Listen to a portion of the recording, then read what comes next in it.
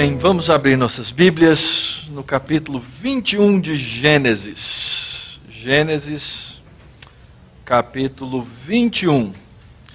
Se vocês já me conhecem bem, vocês sabem que eu não costumo fazer sermões diferenciados ou diferentes em ocasiões especiais. Dias dos pais, dia das mães e assim por diante.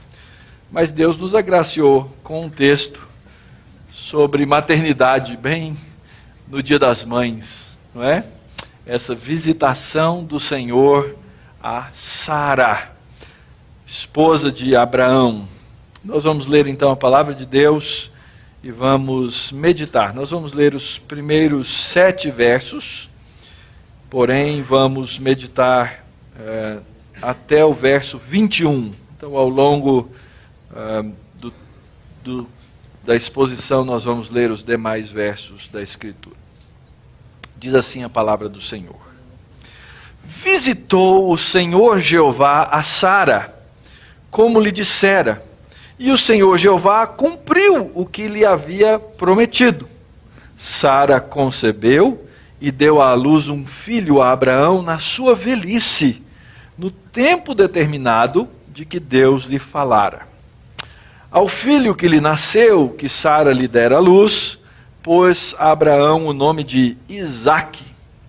Abraão circuncidou a seu filho Isaque quando este era de 8 dias, segundo Deus lhe havia ordenado.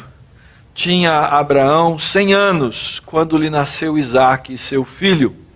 E disse Sara: Deus me deu motivo de riso, e todo aquele que ouvir isso vai rir-se juntamente comigo. E acrescentou: quem teria dito a Abraão que Sara amamentaria um filho? Pois na sua velhice lhe dei um filho. Vamos orar. Pai, nós agradecemos pela tua palavra. Te agradecemos, ó Deus, pela maneira maravilhosa como o Senhor escreveu a história e como o Senhor fez com que toda a tua vontade, todo o teu plano, todo o teu projeto se cumprisse passo a passo ao longo dos anos, ao longo dos séculos, para o louvor da tua glória. E como o Senhor glorificou o teu nome na vida dos teus servos, e como o Senhor continua a glorificar o teu nome na vida dos teus servos de hoje. E por isso, ó Pai, para que possamos desejosamente glorificar o teu nome, nós pedimos: ensina-nos a tua vontade, ensina-nos, ó Deus, o teu querer, mostra-nos pela tua palavra o teu caminho, e assim, ó Deus, poderemos melhor compreender e fazer aquilo que é a tua vontade, debaixo da tua graça. Assim, ó Deus, rogamos que pela palavra e pelo Espírito, nossa mente e nosso coração sejam alimentados nessa manhã, e que as palavras dos meus lábios e o meditar do meu coração sejam agradáveis na tua presença, Senhor meu, rocha minha, Redentor meu. Amém. Nós estamos dentro da grande história de Deus. No livro de Gênesis nós encontramos a maneira tremenda, maravilhosa, como Deus conduz todas as coisas de acordo com a sua vontade. E assim então nós vimos desde o comecinho, nas exposições aqui do livro de Gênesis, que Deus projetou a história. Nós começamos a Bíblia lendo a narrativa da criação, de como Deus maravilhosamente criou e fez todas as coisas, e a maneira como Deus então, na própria criação, revela a si mesmo, revela do seu caráter, revela a sua vontade, e Ele revela a sua imagem no homem. A Escritura diz que Deus criou o homem à sua imagem, conforme a sua semelhança. Então, em tese, aqueles que olham para o ser humano criado à imagem de Deus, deveriam perceber nele a imagem de Deus. Mas nós sabemos que ao longo da história houve a queda. E essa imagem, ainda que não retirada, ela tornou-se uma imagem que foi amassada, que foi deturpada, que foi distorcida. E agora então, quando nós olhamos para o ser humano, mesmo nós crentes que sabemos que o homem foi feito à imagem e semelhança de Deus, quando nós olhamos para o ser humano, nós não conseguimos de maneira plena mais enxergar essa imagem. Nós enxergamos de maneira distorcida porque a imagem está distorcida. E então Deus precisou criar um novo homem. Aliás, essa é a grande história da Bíblia. Jesus Cristo, que é o Filho de Deus e que é perfeitamente homem, ele veio como a imagem perfeita de Deus, para que olhando para Cristo, nós pudéssemos mais uma vez enxergar essa imagem plena do Senhor, porque Ele mesmo é o Deus encarnado. E então é que vem, depois da queda, todo o processo de redenção, que Deus começa a mostrar e a desenvolver nos primeiros capítulos da Escritura, nos primeiros capítulos da Bíblia. Já no capítulo 3 nós vemos Deus aplicando e usando a sua graça para trazer a redenção sobre o homem. Mas nós sabemos, ao longo da história, que Deus muitas vezes vai aplicar o seu juízo. E aí então nós vamos vendo na Bíblia esse padrão de juízo e graça. Juízo e graça. Por exemplo, no próprio Jardim do Éden. Ali nós vemos o juízo de Deus. Deus declara a penalidade do pecado do homem. Mas ao mesmo tempo Deus declara o quê? A sua graça. A maneira como Ele vai resgatar, como Ele vai redimir, como Ele vai salvar o homem desse estado de morte. Nós vemos isso repetidas vezes. Por exemplo, no tempo de Noé. Juízo e graça. Deus traz juízo sobre a humanidade. Mas Deus traz graça sobre Noé e sua família, sobre a sua casa. Depois no capítulo 10 e 11, nós vamos ver de novo juízo e graça no meio daquela confusão que foi chamada de Babel. E nesses eventos de juízo e graça de Deus, nós podemos perceber esse padrão de Deus e nós podemos ver que se desenvolvem duas sementes. Essas duas sementes são aquela semente do filho, a semente da mulher, prometida lá em Gênesis capítulo 3, versículo 15, e aquela semente da oposição, que nós chamamos na teologia a semente do reino parasita, do reino de Satanás, daquele que é o inimigo das almas dos crentes. E esse então é um padrão que nós vamos ver por toda a Bíblia. É por isso que chega lá na frente o Senhor Jesus diz o quê? Quem não é por mim é contra. Não tem coluna do meio. Não tem mais ou menos amigo de Deus. Ou você é amigo de Deus, ou você é... Difícil a gente falar essas palavras, né? Mas é exatamente isso. Ou você é amigo de Deus, ou você foi resgatado por Deus, ou você foi salvo por Deus, ou você está do outro lado, você está do lado oposto. E então nós vemos em Babel as coisas se separarem. No meio da confusão, nós vemos de novo na história de Abraão, juízo e graça na caminhada de fé desse homem. E aí então nós começamos lá atrás a ver como Deus conduz esse caminho de Abraão. Desde o comecinho, desde o final do capítulo 11, quando Deus chama Abraão e diz: Abraão, sai da tua terra, sai da tua parentela, vai para uma terra que eu vou te mostrar. Eu vou contigo. Deus se propõe a caminhar junto com Abraão naqueles passos de fé que ele precisava dar. Deus faz uma aliança com Abraão de caminhar com ele. E aí então ao longo do capítulo 12, 13, 14, nós vimos que apareceram desafios, nós vimos que Deus se fez presente, Abraão por enquanto, precisou se envolver em guerras, em conflitos, em lutas com outros homens. Por quê? Porque o que nós vemos ali eram as duas sementes se manifestando. Abraão, como a semente da mulher, e outros do time oposto, da oposição, aqueles que eram contra as coisas de Deus. Quando chega no capítulo 15, Deus havia prometido a Abraão que ele teria uma grande semente, que ele seria um grande povo. Deus chega em Abraão e diz, Deus, eu estou com um problema sério aqui. O Senhor disse que eu ia ser um grande povo, que eu ia ser uma grande semente, mas eu não tenho filhos. Deus diz, Abraão, fica calmo, meu filho. E essa é uma primeira lição que nós temos que aprender nessa caminhada de Abraão. O tempo de Deus é o tempo de Deus, não é o nosso tempo. Ele não corresponde às minhas ansiedades, ele não corresponde às minhas necessidades inventadas, ele corresponde às verdadeiras necessidades que eu tenho quando Deus quer me dar alguma coisa.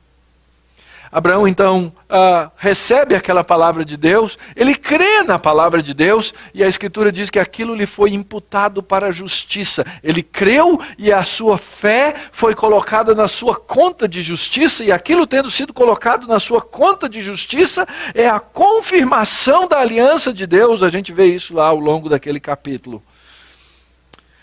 Só que no capítulo 16 a gente enxerga de novo os joelhos fracos de Abraão. Ele não esperou o tempo de Deus. Sara, na verdade, e a gente sabe que dentro de casa a gente é altamente influenciado pelas mulheres, e lá em casa todo mundo sabe quem manda, sou eu. Depois que a Denise falar alguma coisa, eu digo sim. Sara apelou. Ela chega para Abraão e fala assim, eu não aguento mais essa situação. Eu não consigo te dar filhos. Tem alguma coisa errada. E aí então eles tomam uma decisão errada.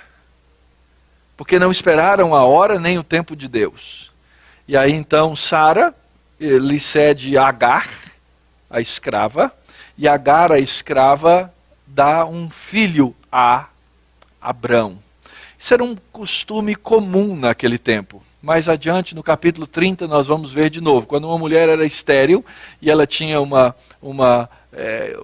serva, ela podia fazer isso. Aliás, era costume, inclusive, que na hora de dar à luz, a serva desse à luz no colo da sua dona, da sua senhora, para que ela recebesse aquele filho no colo como se fosse dela.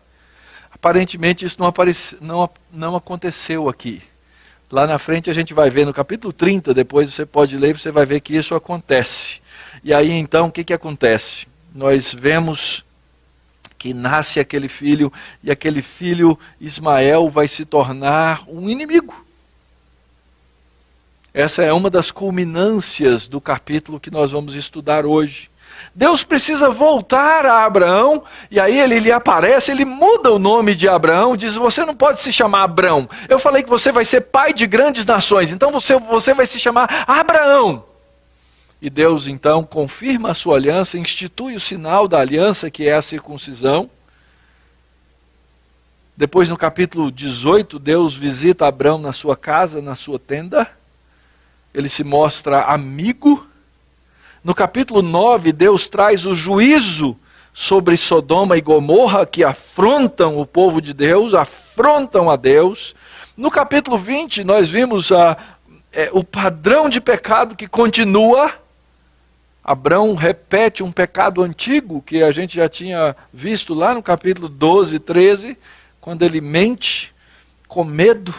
Ele mente e diz que Sara era sua irmã, para que ele não fosse morto por um rei inimigo. E por trás dessa história toda, gente, existe uma outra história. Eu não sei se você percebeu isso, mas eu quero mostrar para você essa história. Se você olhar lá atrás, no comecinho da narrativa, no capítulo 11, o texto faz uma coisa interessante. Ela diz assim, e Sarai era estéril, não tinha filhos. Pode olhar aí na sua Bíblia. E esse vai ser o tema que vai dominar a narrativa a partir daí. Várias vezes o texto vai fazer essa referência. Capítulo 12, versículo 2. Deus diz, eu vou fazer de você uma grande nação, eu vou te abençoar, eu vou engrandecer o seu nome. Mas espera, eu tenho uma esposa e minha esposa é estéril, ela não pode ter filhos. Eles ficam naquela espera, eles ficam naquela angústia. Mais para frente, capítulo 13, Deus repete aquilo: eu vou fazer da tua descendência como o pó da terra, como as estrelas, e assim por diante. Vai ser muita gente. E Abraão fica naquela: mas quando? Como, Senhor? Como é que isso vai acontecer? Passa um pouco, no capítulo 15, Deus diz a Abraão: olha para os céus, conta as estrelas, se é que tem condição de alguém contar estrelas. Assim vai ser a tua posteridade, assim vai ser a tua semente, assim vão ser os teus filhos. E Abraão fica lá pensando: mas como, Senhor? Como é que isso vai ser? Eu continuo sem ter filhos. Capítulo 17, Deus volta, aparece a Abraão, diz: Abraão, eu sou El Shaddai, eu sou todo poderoso, anda na minha presença, sê perfeito, eu vou te multiplicar extraordinariamente. Isso depois de Abraão ter tido um filho com a escrava. Deus diz: fica tranquilo, eu estou no controle, eu vou fazer essas coisas. Capítulo 17, versículo 5, Abrão já não será o teu nome, sim Abraão, porque você vai ser pai de numerosas nações. Mas Sara continua estéril. Percebem o drama da história? Há uma espera. E se você leu direitinho lá na sua Bíblia, no capítulo 12, quando Abrão foi chamado, sabe quantos anos ele tinha? 75. Agora, quando chega aqui no capítulo 17, Abrão tem 99 anos de idade. Verso 1, 17, 1. E tinha Abrão 99 anos de idade. Quantos anos? Senhor, não dá para esperar esse tanto de tempo, faça-me o favor. Eu sou mais apressado do que isso. Eu gosto das coisas rápidas. Eu quero as coisas no meu tempo. 25 anos já haviam se passado, ou 24 anos já haviam se passado. Só que aparentemente Abraão se acalma. É quando nós vemos aí no capítulo 17, Deus promete mais uma vez: eu vou abençoar, eu vou te dar, vou abençoar Sara, eu vou dar a ela um filho, sim, eu abençoarei, e ela se tornará nações, reis procederão dela. É de Sara que você tem que ter o filho. E aí então no capítulo 18, Deus visita Abraão. Imagina essa cena, nós já estudamos aqui. Deus chega na casa de Abraão. Não dá para dizer que ele bateu na porta, porque era uma tenda. Mas Abraão estava ali no alpendre da tenda dele, Sara estava dentro da tenda. Obviamente havia muitas tendas ali em volta, Abraão já era um homem rico e próspero. E aí então Deus aparece, Deus vem caminhando, Abraão olha e fala: é Deus.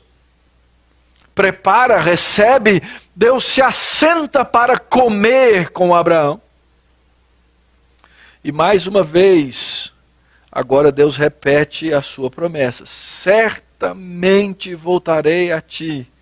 E daqui agora, olha, agora tem tempo, daqui 1 ano, e Sara, tua mulher, dará à luz a um filho. É de se imaginar, é de se esperar que finalmente tenha chegado a solução de todas as coisas. Mas nós já estudamos o capítulo 20.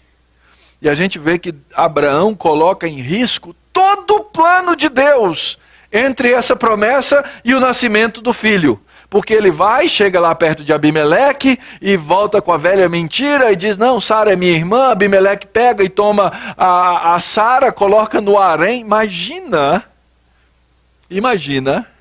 a escritura diz que não houve, que Abimeleque não teve relações com Sara, mas imagina se tivesse tido. Esse povo de Deus ia ter sempre uma suspeita, fala a verdade. Será que é filho de Abraão mesmo? Ou será que é filho de Abimeleque? Abraão, servo, filho de Deus, coloca em risco. E agora então, finalmente no nosso capítulo de estudo de hoje, nós encontramos o Senhor visitando a Sara. Nosso texto começa dizendo: e visitou o Senhor a Sara, como lhe dissera.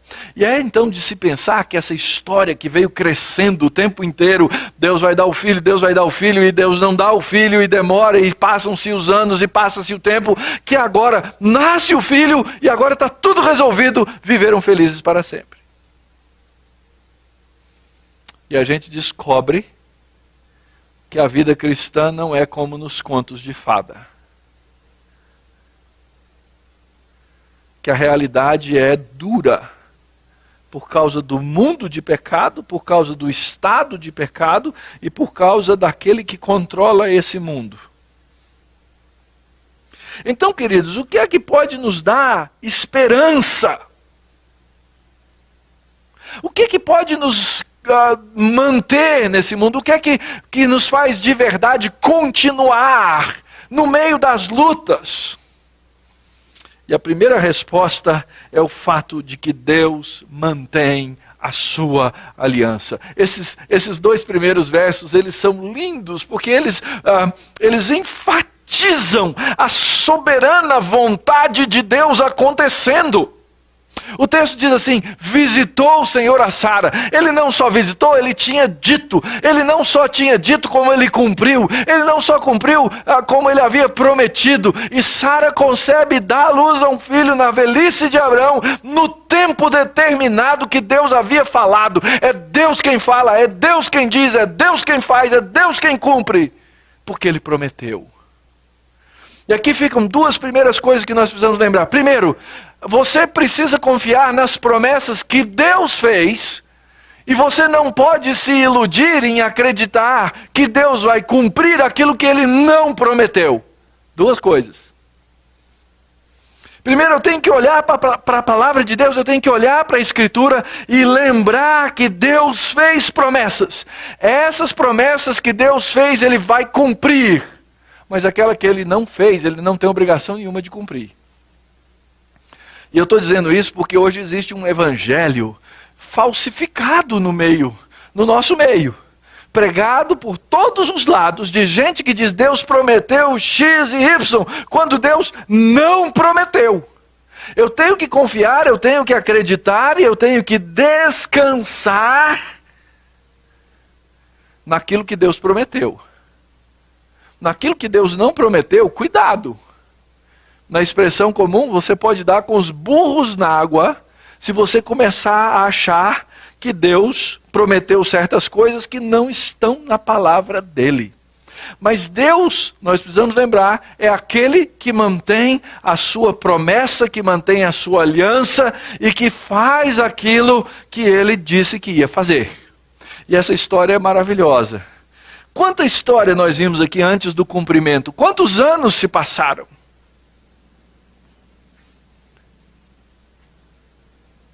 Dos 75 aos 100 anos.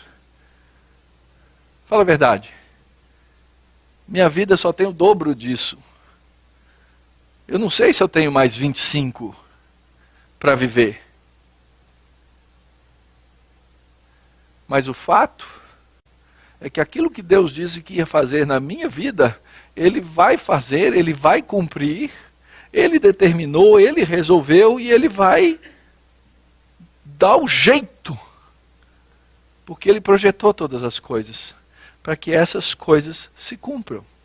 Só que quando eu olho para a Escritura, já li a Bíblia toda. Aliás, ontem à noite eu estava lendo a Bíblia, falei para a Denise assim, falei, não é possível. Tem hora que eu leio a Escritura, parece que eu nunca li a Bíblia. Porque tem uns textos que eu leio assim, eu não lembro de ter lido isso.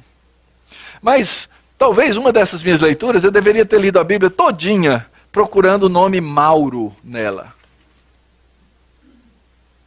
E não tem. O nome Mauro, não. Ou, tem naquele versículo, né? Basta o dia o seu próprio Mauro, não é? Mas é o mais próximo que eu consigo chegar. Não tem. Porque as promessas de Deus, elas são feitas para o povo de Deus. E você tem que entendê-las como o povo de Deus que você é. As promessas são feitas para a família de Deus, e você tem que entender essas promessas dentro daquilo que a Escritura mostrou e revelou como família de Deus. Agora está cheio de gente aí que diz assim, eu não gosto dessa família de Deus, mas eu quero continuar amando Jesus Cristo. Não tem jeito, as promessas são feitas para o povo de Deus, e Deus cumpre as suas promessas ao longo dessa história, porque essa história é a história de Deus. E você precisa entender que você faz parte da história de Deus, não ao contrário. Não é Deus que faz parte da sua história. Você não tem que sair perguntando assim, Deus, o que o Senhor pode fazer por mim hoje? Não, nada disso. A pergunta é, Senhor, o que o Senhor determinou que eu fizesse hoje em teu nome? E aí você vai achar tanta coisa na Bíblia que você tem que fazer num dia só. Senhor, como é que eu faço parte dessa história que é a tua história? E como é que sendo eu povo teu? Como é que sendo eu servo teu? Como é que sendo eu serva do Senhor? Como é que sendo eu igreja tua? Como é, Senhor, que eu posso cumprir a tua vontade? Porque se não for desse jeito, nós vamos continuar a ser aqueles seres egocêntricos de sempre.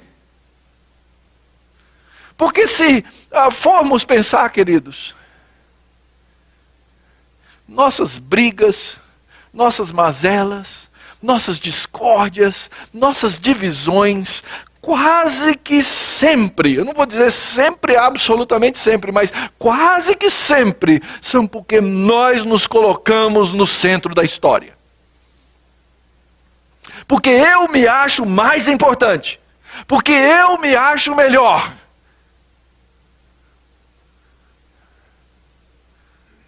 E quando nós fazemos essas coisas, é como se nós disséssemos, Deus, eu não quero fazer parte da sua história, mas eu vou dar uma chance para o Senhor fazer parte da minha, se o Senhor quiser. Aliás, a gente faz isso até no evangelismo, né? Eu vi esses dias um filminho sobre evangelismo, o filme dizia literalmente assim, dê uma chance para Jesus. Dê uma chance para Jesus. Coitadinho de Jesus, ele precisa de uma chance, dá aí uma colherzinha. Por favor! É você que depende de Deus. É você que depende de Cristo. Porque Ele tem uma história. Ele tem um plano eterno. Ele tem uma aliança eterna. Ele faz cumprir a sua vontade certa. E nós temos que ser esse povo que quer, que deseja cumprir essa vontade de Deus. Deus foi gracioso. Deus visitou. Deus veio, Deus cumpriu a sua promessa. É interessante se você olhar o capítulo anterior e olhar esse, no capítulo anterior o primeiro personagem que aparece no capítulo 18, quando Deus visita Abraão, a visita é para Abraão. Agora Deus vem visitar quem? Sara. Sara está aqui, porque Deus usa os seus filhos, dizendo, eu quero usar a sua vida para criar e fazer um grande povo. E se você entender o problema de Sara, fundamental, essencial, é que ela não podia cumprir o seu mandato criacional. Lembra qual era o mandato criacional? Quando Deus criou o homem, a sua imagem, conforme a sua semelhança, o que Deus disse? Sede fecundos, multiplicai-vos, crescei, enchei a terra, dominai, sujeitai. Deus ordenou essas coisas. E ela deve ter pensado, eu queria fazer isso, Senhor, mas eu não posso. E Deus não quer abrir uma clínica de fertilidade, não era esse o projeto de Deus, mas Ele trabalhou com mulheres estéreis o tempo inteiro. E a razão é muito simples. Ele quer mostrar ao longo da sua história, e Ele quer mostrar à nossa geração, que Ele é o Deus da vida. E que quem gera a vida é Ele. E Sara então fica grávida. Sara gera um filho. E lá no livro de Hebreus, capítulo 11, o autor lá interpretando, ele diz assim, pela fé também, a própria Sara recebeu poder para ser mãe. Não obstante o avançado da sua idade, 90 anos, acréscimo meu, pois teve por fiel aquele que lhe havia feito a promessa. Deus havia feito uma promessa. E hoje de manhã, pensando sobre Dia das Mães, né? Me lembrei de um texto na Escritura que eu acho que ele é muito desprezado, ele é muito largado, ele é muito esquecido. Um texto de Paulo que fala sobre a missão de mãe. Missão de mãe. E aqui não é para contextualizar e fazer essa coisa emocional a respeito do ser mãe, que é padecer no paraíso e etc e tal. Mas é porque a Escritura dá um papel específico para a mulher nesse processo. Uma missão que faz parte da submissão. E eu queria dizer às mulheres aqui, vocês precisam lembrar dessa missão. Ela é de fato missão sublime. Porque ela é missão dada por Deus. A missão de mãe.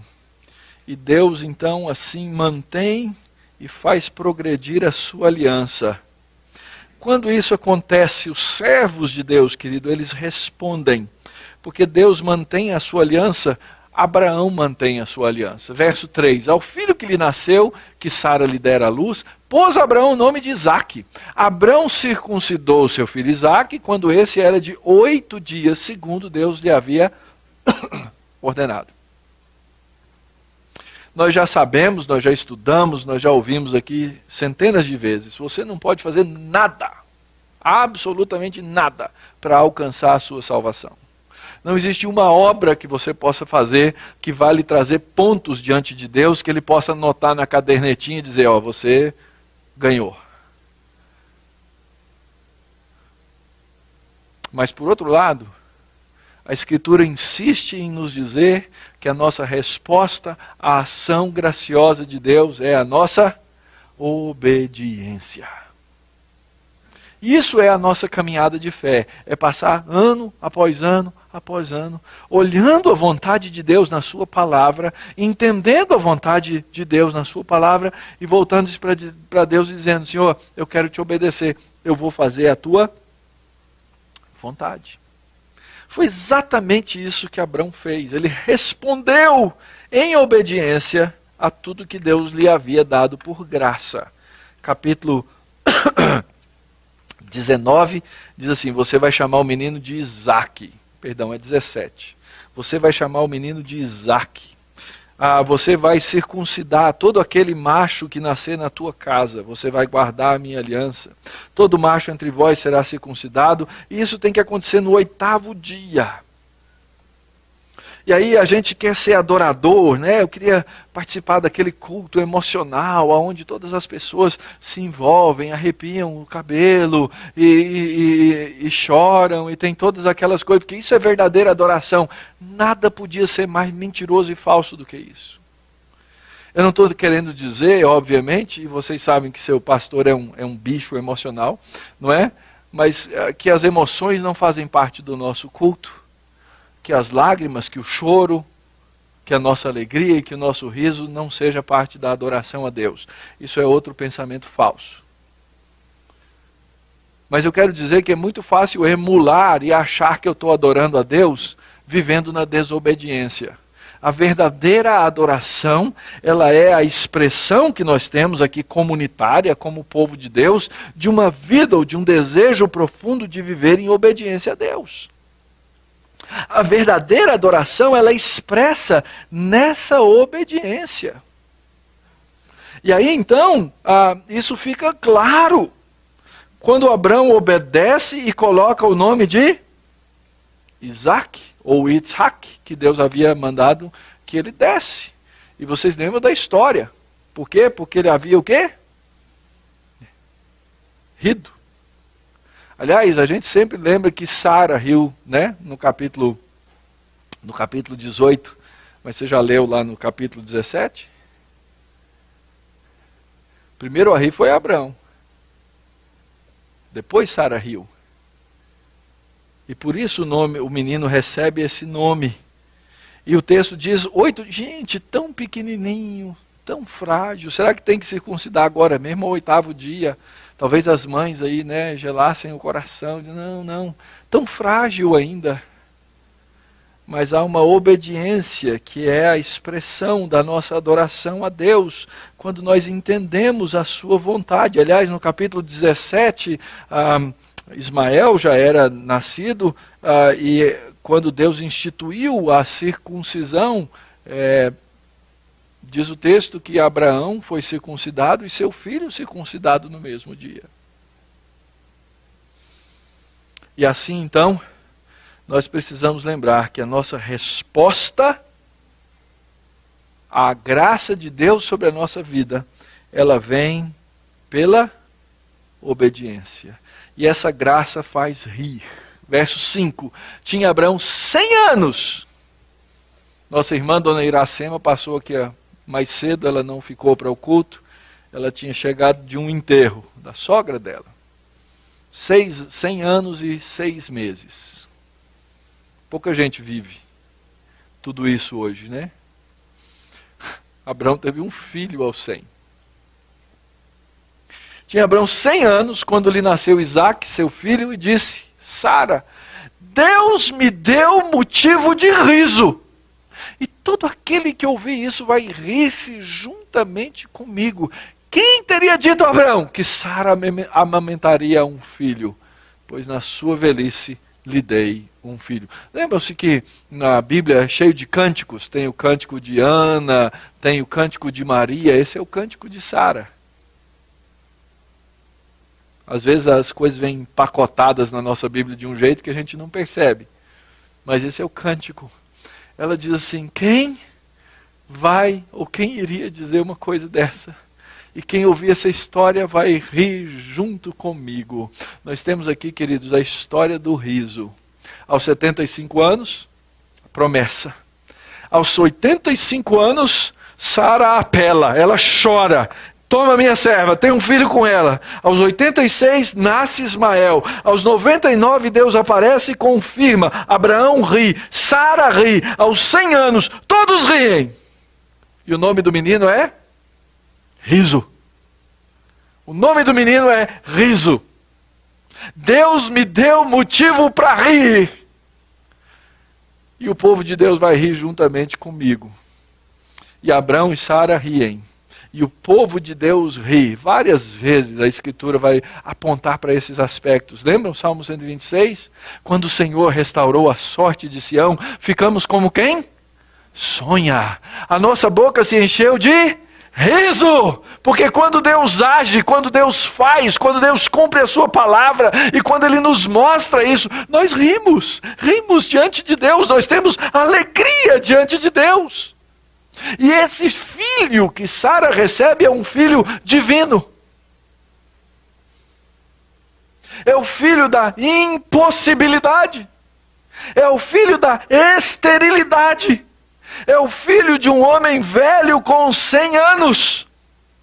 Mas esse é o filho do riso, porque Deus encheu a vida de Sara de riso, e Deus enche a vida do seu povo de riso. Eu me lembro do cântico, lembra do cântico de Simeão? Quando Jesus vai ser apresentado no templo, a circuncisão era feita em casa, e ele foi circuncidado ao 8º dia. Depois de 40 dias, o menino era levado ao templo, e os sacrifícios eram feitos. E chegam lá José e Maria no templo. E quando eles chegam no templo, um homem velhinho, profeta, diz a Escritura, um homem cheio do Espírito Santo, ele toma o bebê no colo, e ele diz assim, Senhor, eu já posso ir. Porque eu vi, porque eu enxerguei a tua salvação. Porque Deus é assim, queridos, Ele alegra o seu povo por meio do riso, trazendo filhos. Mas sobretudo trazendo um filho. Um filho que é Cristo. Um filho que é Senhor. Um filho que é o filho que traz absolutamente toda a alegria que eu poderia desejar, esperar e ter. Chega na sua casa hoje, Pega a sua Bíblia e leia o capítulo 1 de Lucas. E observe o que acontece ali. A alegria. Cântico de Maria, Lucas 1, verso 46. Então disse Maria: a minha alma engrandece ao Senhor, e o meu espírito se alegrou. Ele se alegrou no meu Senhor. Ou no cântico mais adiante, o cântico de Zacarias, ele fala dessa visitação, por graças à entranhável misericórdia de nosso Deus, pela qual nos visitará o sol nascente das alturas. É o Senhor Jesus que traz a alegria. E é assim, queridos, que nós temos que olhar para trás na Escritura e entender que a graça de Deus nos faz rir. E ela nos faz rir no meio do problema. Ela nos faz rir no meio da angústia. Ela nos faz rir no meio das dificuldades. Aliás, a coisa é tão ousada na Bíblia, que Deus diz que a nossa obrigação, e esse é um mandamento do Novo Testamento, é o quê?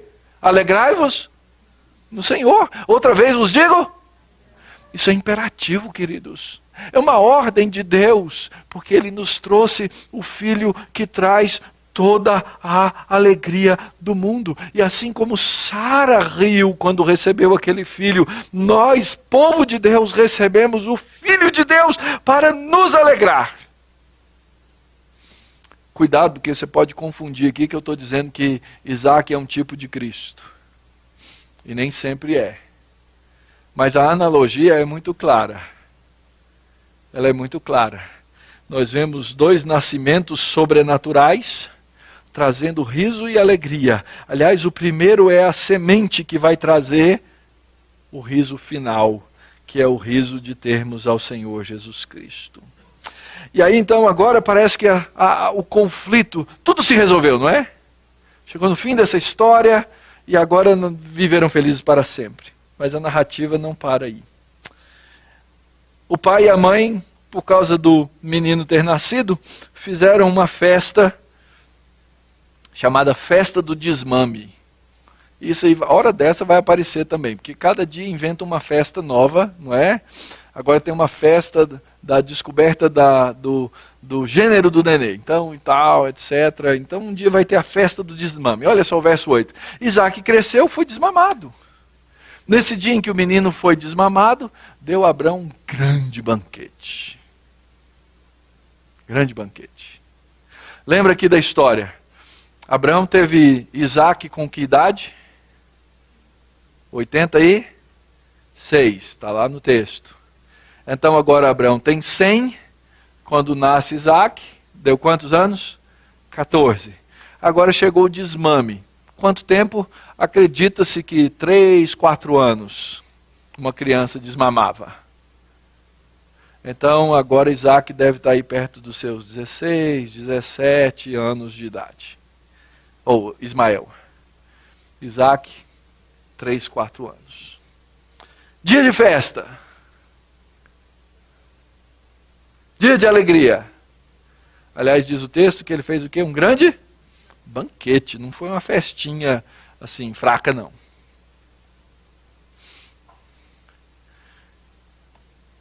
E vendo Sara que o filho de Agar, a egípcia, o qual dera à luz a Abrão, caçoava de Isaque, disse a Abrão: rejeita essa escrava e rejeita o seu filho, porque o filho da escrava não será herdeiro com Isaque, meu filho.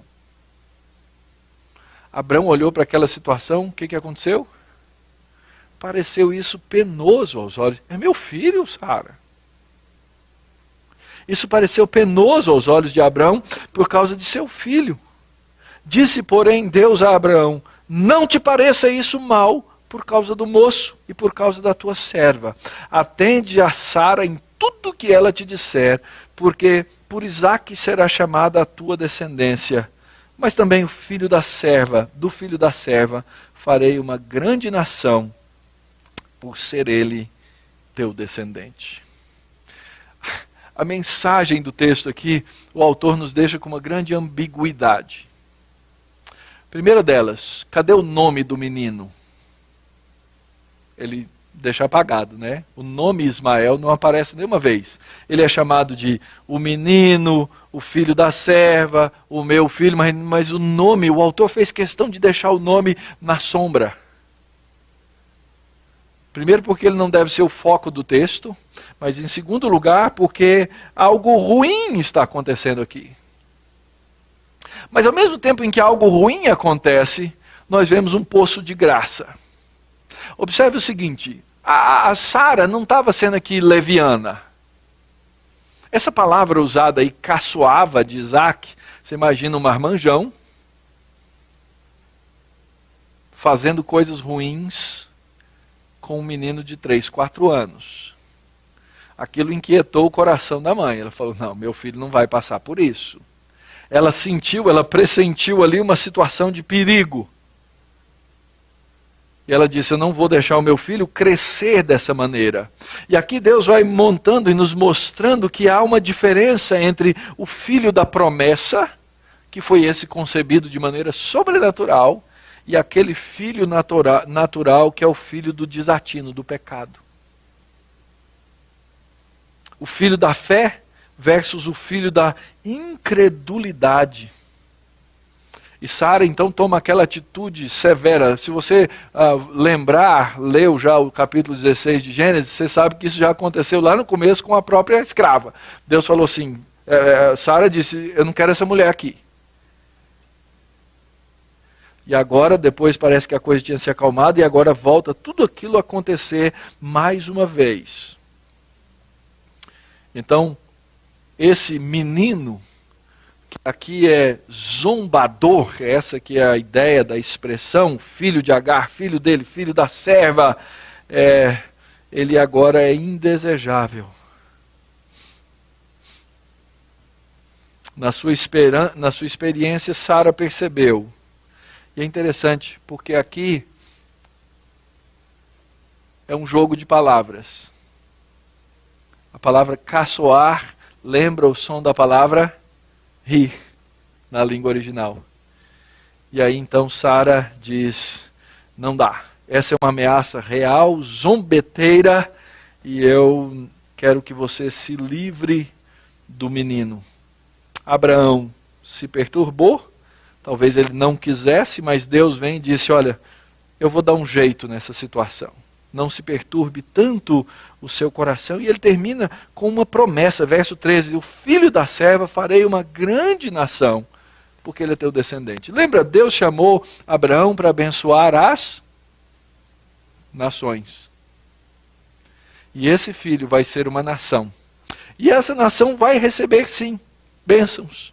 Só que essa nação também se torna uma nação inimiga. Porque ou você está a favor, ou você está contra. Continua o texto. Levantou-se, pois, Abrão de madrugada, preparou uma matula, deu um odre de água, talvez 12 litros, pôs às costas de Agar, deu-lhe o menino e despediu.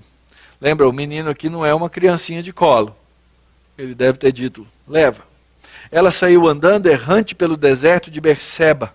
Tendo-se acabado a água do odre, colocou ela o menino debaixo de um dos arbustos. Aparentemente, aquele jovem, a gente não sabe, a gente só pode especular mesmo. Talvez ele tenha economizado a água para a mãe. Talvez ele fosse fisicamente mais sensível. Mas por alguma razão ele caiu primeiro. Ela coloca o menino encostado debaixo de um arbusto, porque eles estavam no deserto, não tinha grandes árvores, e ela se afasta, verso 16, afastando-se, foi sentar-se defronte à distância de um tiro de arco. Não sei, alguém sabe quanto mais ou menos que dá um tiro de arco? 300 metros? Porque dizia, assim não verei o menino morrer. E sentando-se em frente a dele, levantou a voz e chorou.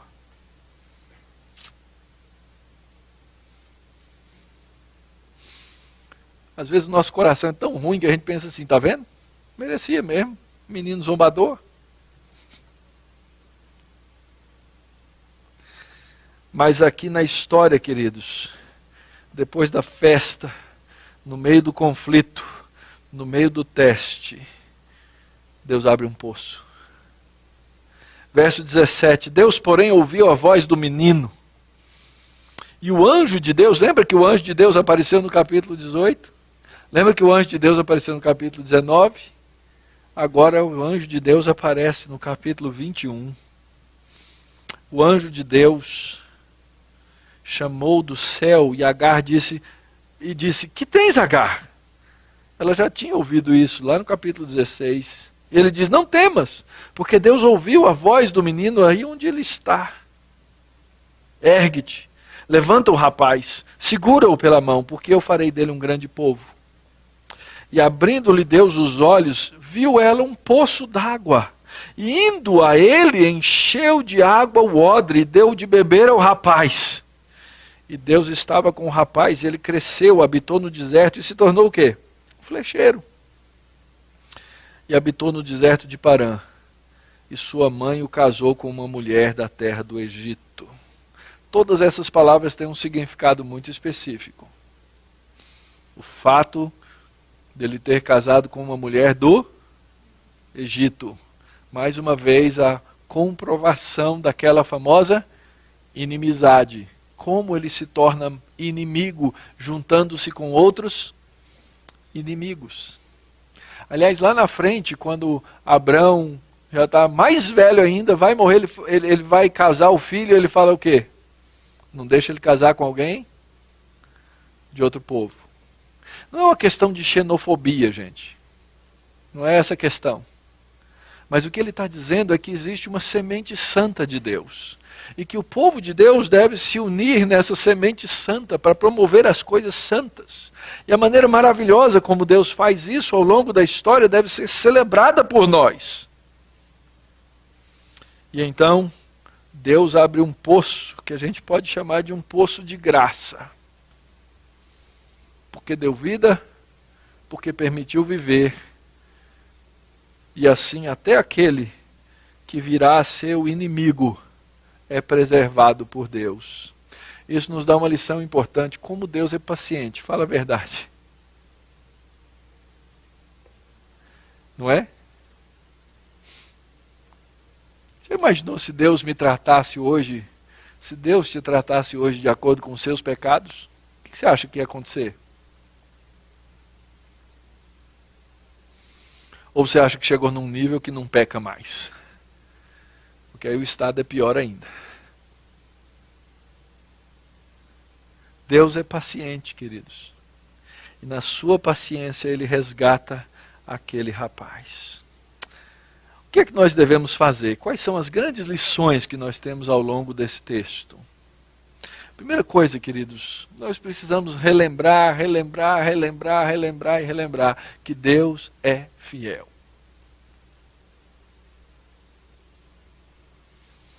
Grande parte dos nossos pecados está exatamente calcado, ou estão calcados, na nossa desconfiança de Deus e da fidelidade de Deus. O primeiro pecado foi assim.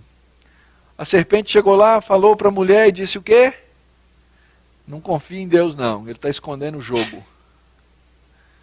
Ele sabe que vocês vão ficar melhores. Mas Deus é fiel à sua palavra. Ele é bom. Ele é Senhor. Essa semana você vai se deparar com situações que você não vai saber resolver. E que você vai recorrer às pessoas, talvez na esperança de que te ajudem, e elas vão dizer assim, eu não sei resolver essa situação. Podem te ajudar, de uma maneira ou de outra. É nessa hora que você tem que lembrar da fidelidade de Deus. E as promessas reais que Deus fez, de que te sustentaria, de que te guardaria, de que Ele é refúgio, de que Ele é fortaleza, de que Ele é socorro presente na tribulação. E Ele vai te ajudar, Ele vai te sustentar no meio dessas coisas todas.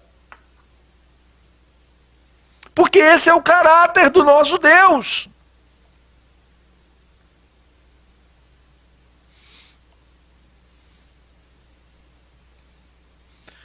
Essa fidelidade de Deus, ela foi mostrada no milagre da vida. Lembra lá de Isaías? Um menino nos nasceu, um filho se nos deu. Aquilo ali era uma promessa a respeito de quem? De Jesus Cristo. E nós já recebemos o Senhor Jesus Cristo. Nós já recebemos esse que nos traz a alegria, como no cântico de Maria. Em meu espírito se alegrou, meu Deus, o meu espírito se alegrou em Deus, o meu Salvador. Essa alegria, queridos, ela só pode vir de Deus.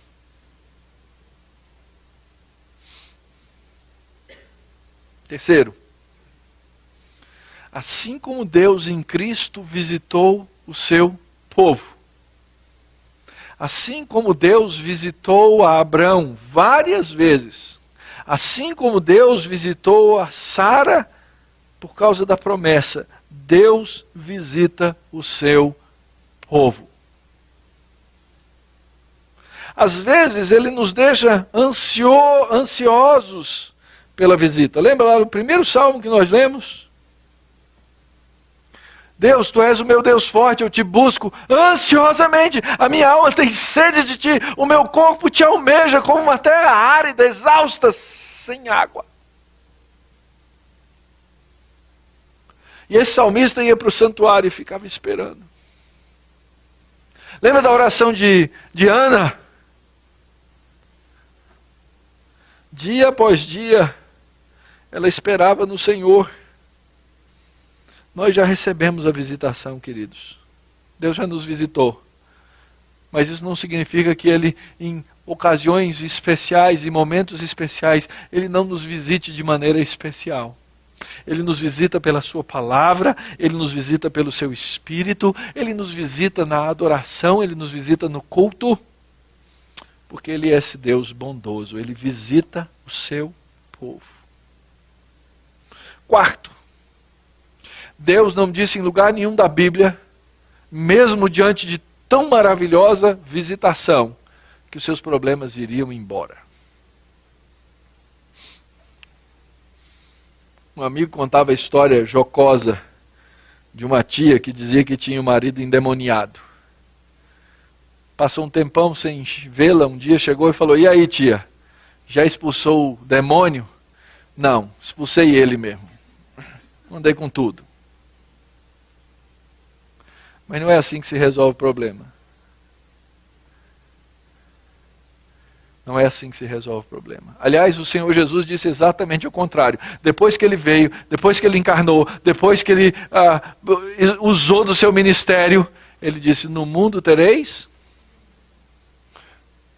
Os problemas não vão embora. Abraão e Sara receberam a visita de Deus na sua casa, Deus cumpriu a promessa, deu o filho, fazem uma festa e o problema continua lá.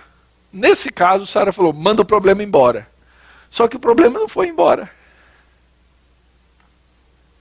É problema até hoje. Até hoje. Os inimigos de Deus estão à nossa volta e as coisas que envolvem a inimizade, elas nos trazem desapontamento no meio das nossas lutas. Então, eu queria poder pregar aqui um evangelho triunfalista para você, dizer, não, de hoje em diante, tudo legal. Vou te dar uma notícia, essas coisas do tudo legal, só a partir da hora que Cristo voltar ou que Ele te levar. Até lá vai ser luta. Até lá vai ser luta. E você tem que se manter firme nessas promessas de Deus. E você precisa saber que até para os incrédulos aparecem poços de graça. Seja na graça comum, ou seja até num favor especial de Deus. Nós vamos ter que continuar, e nós muitas vezes seremos o poço de graça para o incrédulo. Você já parou para pensar nisso?